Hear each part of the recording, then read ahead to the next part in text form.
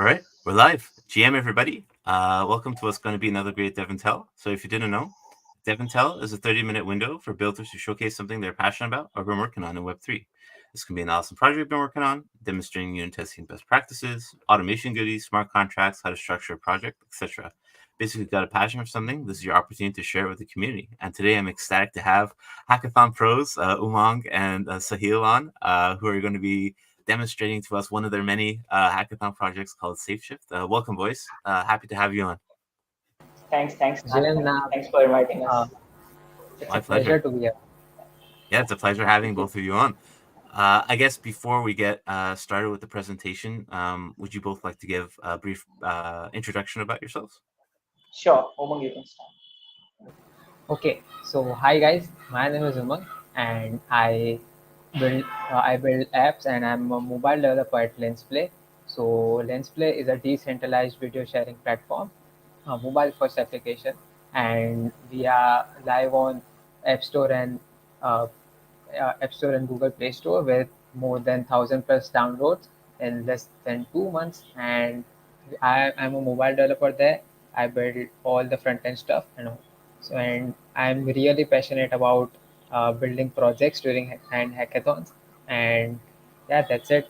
We have been building it's been 2 years. We and Sahil, I and Sahil are teaming up and building few projects, and yes, Sahil just won a hackathon just now, so a big congrats to him.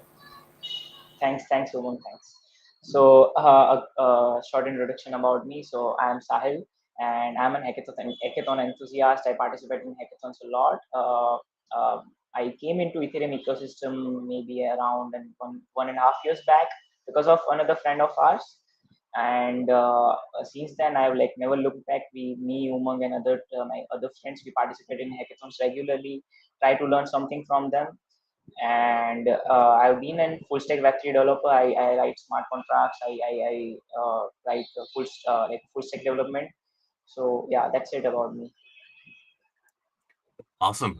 So yeah, obviously you both are quite well versed in hackathons, and uh, you guys built a Safeshift, I believe it's called, for Yeah, the last Phala DD hackathon.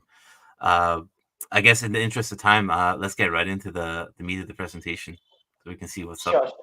sure. I'll present my screen.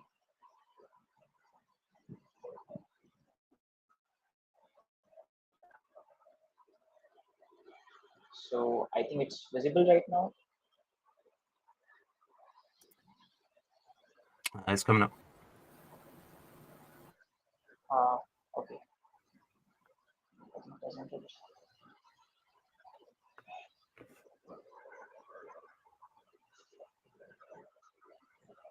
Okay, let me just start with this only because it's not picking up right now. Okay. So, GM friends, I am Sahil and I am here to Oh, present SafeShift. And is it hold on. visible right now? It shows as loading for me. Oh, there you go. Okay, let Okay. me. Okay. Now you're good. Okay, You're good okay. now. Yep. It's full screen, right? Yes. Yep. Yes. Yeah. So, hello GM guys. My name is Sahil and I'm here to present SafeShift, which is an NFSW registered content uploader that we actually built during the Phala hackathon that was organized by Developer DAO. Uh, so, first before talking about the project, let us give a background check to what we're actually building and why we are building it. So, first of all, you must have come across a lot of the social media protocols, and they might even be part now a regular part of your life, like Facebook, Instagram, all of this, where you actually share everything about your life to different people from around the world. So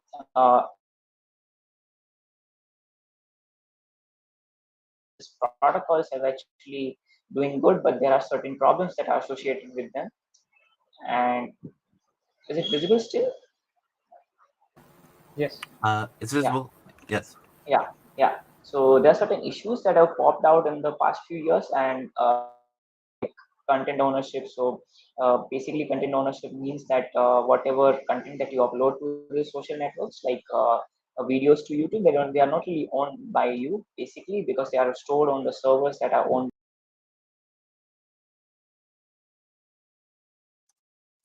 It's a shame. I think Sahil is having some network issues. Okay. Uh, let's do one thing. I will present my screen and then Sahil can just explain the stuff for now. Sure. Just wait for. Hello. Yeah. Yeah, Yeah. Sahil. Let's do one thing. I Yeah. will present my screen and you go on explaining it. Okay. Sure. No issues. Okay. Uh,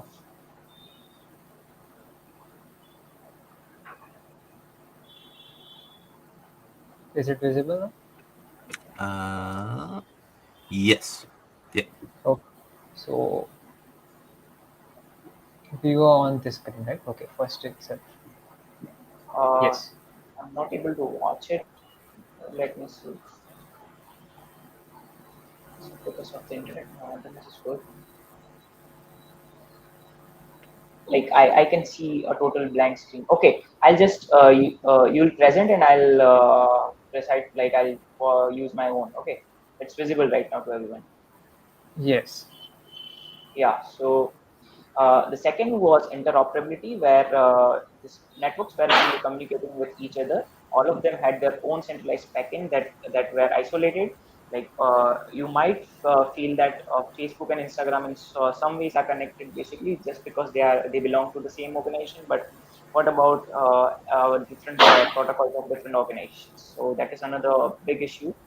The third and the biggest issue that we actually want to focus on is content moderation. So a lot of times in past there have been certain scenarios where these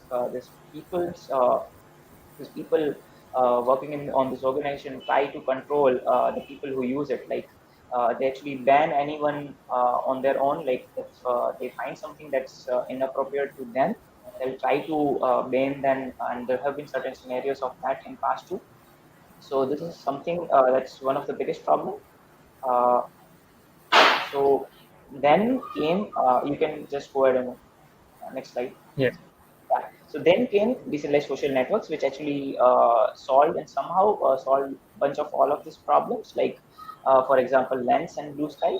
So basically, the idea behind decentralized social network is to have community owning all the everything that gets uploaded on the platform, and the decisions are taken based on bots that are actually undertaken by the whole community, like major portion of the community. So because of this, the people will have greater control over their data. They'll have privacy. The things would be open source, and but like the big issue that pops up from this is again like the resistance to censorship, because now you can't really censor anybody that easily because everything is open. The people who had come up with this idea of having these social networks actually thought about it is in a good way, but there could be some bad people in the world who could upload anything that they want to this protocols, which is harming to a lot of people out there. uh, for example, you might have, if you've used any of these applications, you must have randomly come across some of this targeting post anytime. Like I have seen that bunch of times, and that was the thing that led us to build Safeshift. Yeah, go ahead. Yeah. Yes. So the problem that we are trying to solve with Safeshift is to have a code-driven censorship resistance, where everything that gets uploaded to the social networks gets checked by decentralized code that has been stored on any sort of blockchain.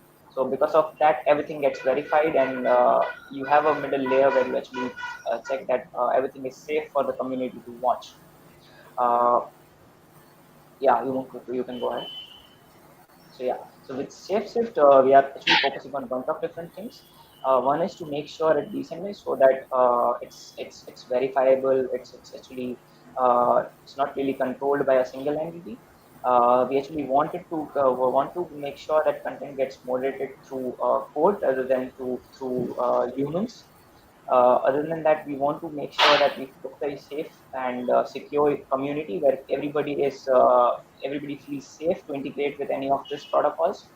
We'll be integrating different social protocols right away with the app, so that every time you upload anything through the interface, it gets uploaded to any of the social network. Currently, we support Lens protocol for that, and we'll be making sure that content gets uploaded is NSFW resistant, so that it's safe for everyone. Yeah, you can go ahead. So this is a high level architecture of what we are doing. So in the backend, what we are leveraging is Phala. So we are leveraging is Phala's blockchain to deploy a few Fed contracts where we've written the logic to decide whether something is safer for community or not. Currently, we support two channels. That is, one is text, so you'll be able to process text through that, and another is image.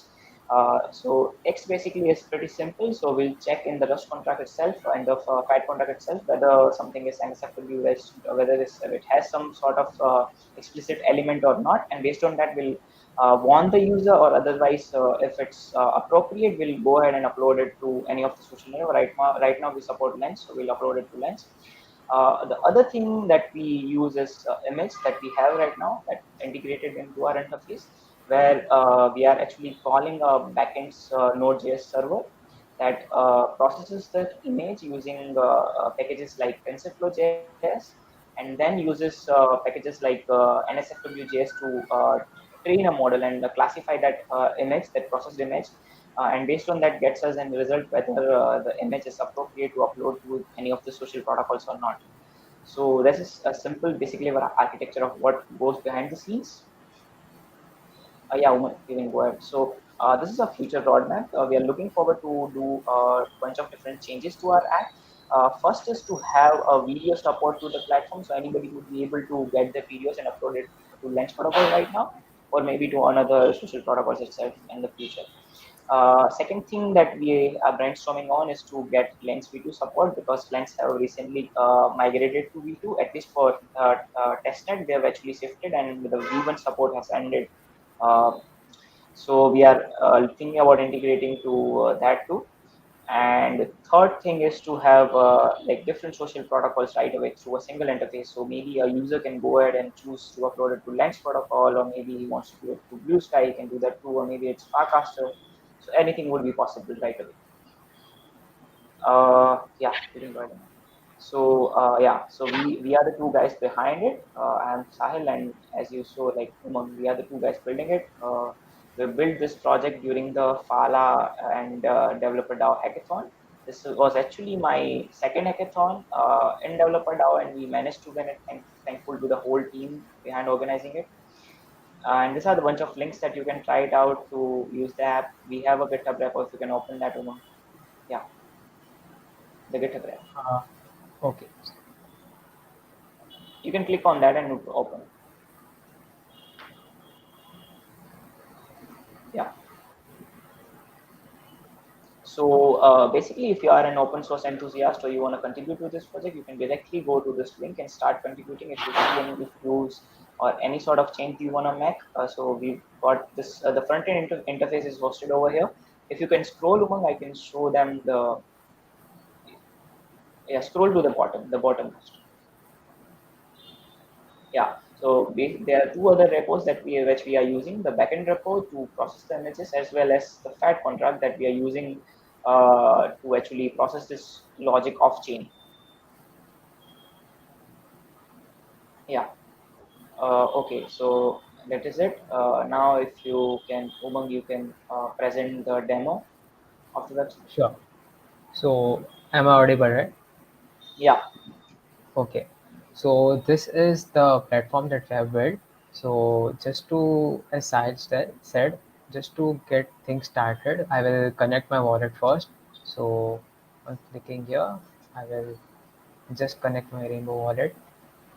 It will ask me to connect it, and I think it shows just to log in also. So there's some issue here.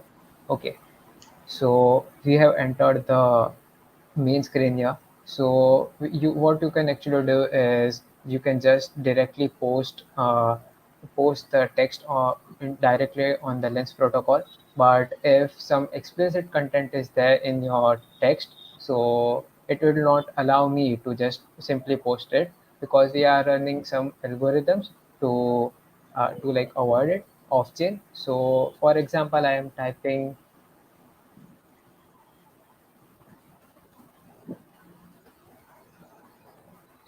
if I try to post it.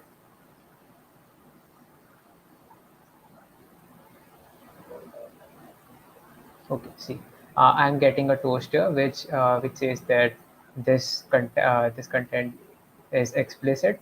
Actually, Lens is on V2. Lens has just shifted on to V2. So if I try posting some normal stuff, uh, it will allow me to post it. But as I said, that Lens has recently moved to the V2 itself. So even if this check is passed, there will be some error posting it, because currently Lens V2 does not. There's some error in having rights on Lens. So we have talked with the developer team over there, and we will fix it as soon as we get the response over from there. And second thing is we have is the image section. Like we assure you that this thing works perfectly fine, but just for the sake of like just for the moderation stuff and all, we will won't test this stuff, like won't upload any explicit content itself. So but if I try uploading a normal image, it will upload it. But as I said, the rights on the Lens are currently not working due to some issues in V2, but it worked perfectly fine when it was during the V1. So yeah, that's spaceship.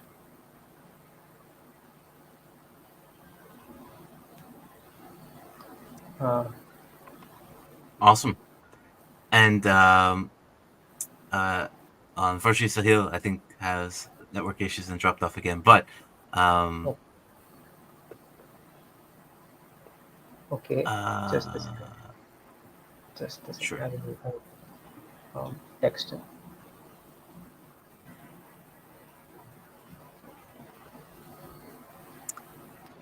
But I guess in the meantime, while we wait for Sahil to come back, so the idea is that the so that front end is basically a means for a person to post on Lens, but with the added security feature of screening the content for explicit Yes, content before it even gets to yes. its the on-chain computations and whatnot. Yes. So basically, what we do is the text content we take it off chain, we compute it, we run certain algorithms over there, and then it gets tagged that whether your content is explicit or not, and then we allow it likewise that if it's tagged explicit content, we won't let it to write onto the lens. That's Gotcha, the main idea. And same as with images, we are using NSFW JS library for the same. gotcha. There's a question in the crowd to show the smart contract code and where you use the Phala functions in your front end. If you can Yeah, we can definitely delve show into that. that. Yeah. Umang, can you present that fat contract repo? Sure, sure. Or you can share the link of that right away. I'm not able to, like, I'm trying to post comment, but I'm not able to put it. Hmm. Okay, this is it. Yeah, open that lib.rs, and that's the Rust contract that we've written.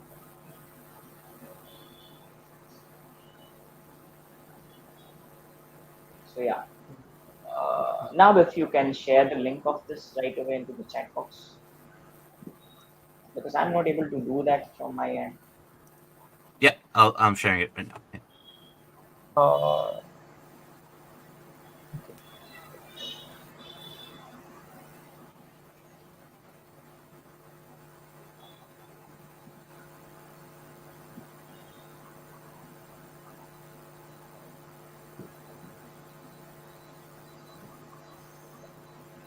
Sorry, I actually got disconnected because of Wi-Fi issues.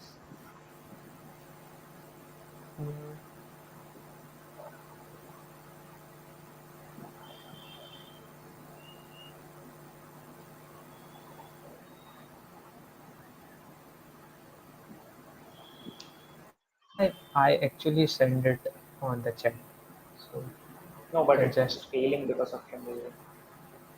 in the private section. Yeah. Done. Okay. Yeah.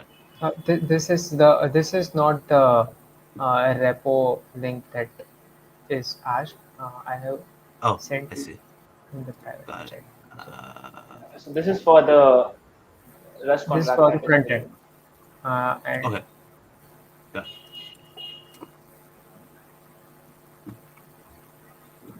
yes, Uh, this cool. Awesome. I guess during the whole hackathon process or experience, what was the most challenging part in kind of getting everything to work? Was it the actual NSFW scanning or something with the smart contracts?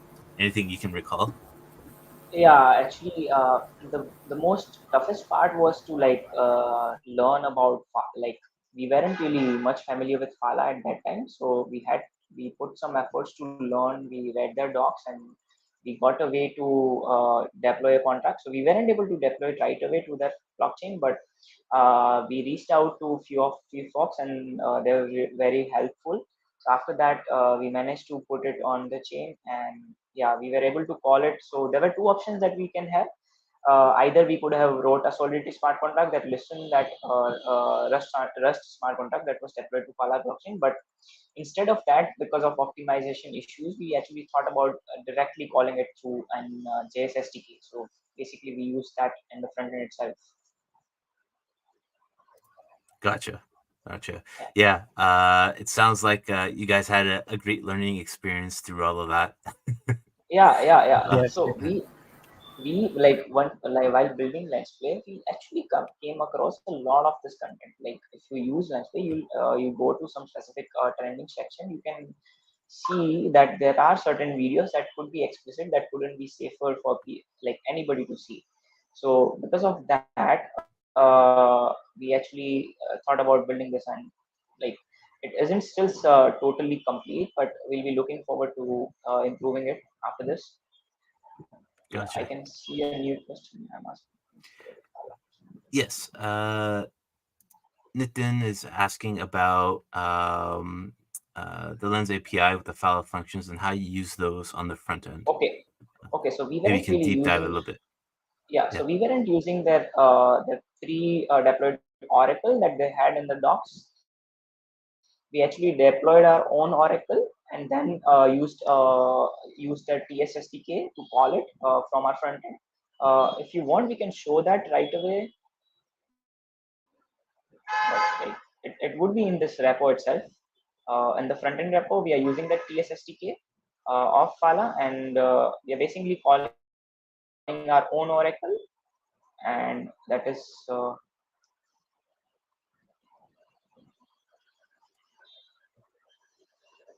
So I'll you try are to get using the address for this. oracles. Yeah. And Yeah, we the deployed our oracle. own Oracle. So basically, Yeah. yeah, And what are the oracles used for? sure. Is Go it ahead. yeah? Are the oracles used as part of It the actually yeah, basically it is used for like the basic two functions that we showcased, right? For the text and images that are actually being executed off chain using that Oracle. I see. And Gotcha. the other option that we had was to have a lens API. Yeah, the other option that we had was to have a lens API that could be Oh, sorry, say I think you've broken up.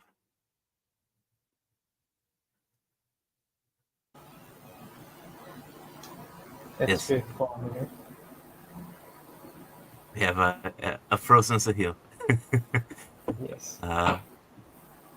But yeah, so oracles they were used for the computation Yes, offchain. around Offchain off-chain computation. for the scan basically of the content. Yeah. Yes. And what Oracle technology did you use, if I may ask? Like it's basically in your own, like what Phala gives you is a way to put your own, like define your own oracles the way you want in Rust, and you could deploy it to that chain. So that's the basic way how it works. So we actually Gotcha. wrote that logic in Rust and we Yeah. put that on this chain, and we are basically calling it.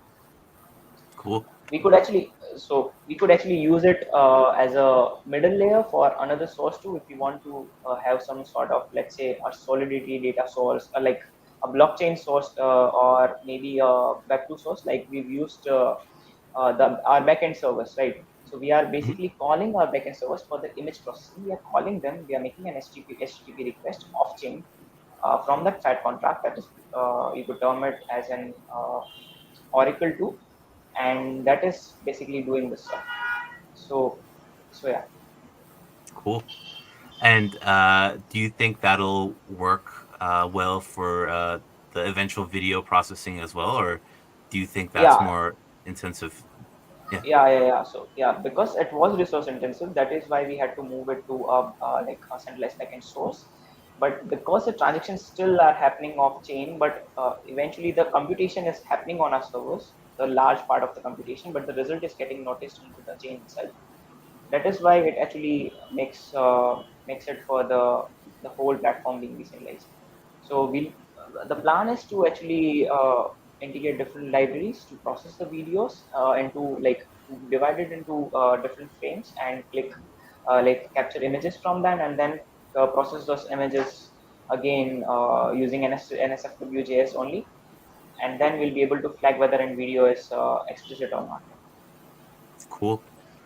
And if viewers today are interested in picking up some open issues or just helping out to continue to build out the roadmap for Safeshift, Yeah. is it just a matter of picking up an open issue on GitHub, Yeah, or yeah, is yeah. there a process for them to No, get there is no started? such process.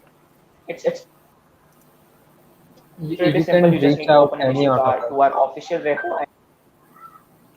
Yeah, or you can directly open an issue or make a pull request, and we'll look after that. Yes. We'll make sure if you contributed something valuable, we'll get it merged. Awesome. And if people want to get in contact with you, whether to continue to learn about Safeshift or LensPlay or any other cool hacks you guys have done, what's the best way for them to reach out? You can connect us through Twitter or directly on Lens. Uh, I will just share my Twitter, Twitter handle. Sure. Just And that information will also be on the description of the YouTube video. So if you don't catch it here in the comments, it'll also be there. Okay. And yes, unfortunately, this kind of brings us to time.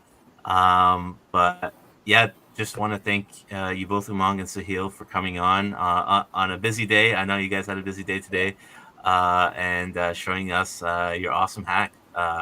I think it's a great step forward to ensure we have a safer internet out there.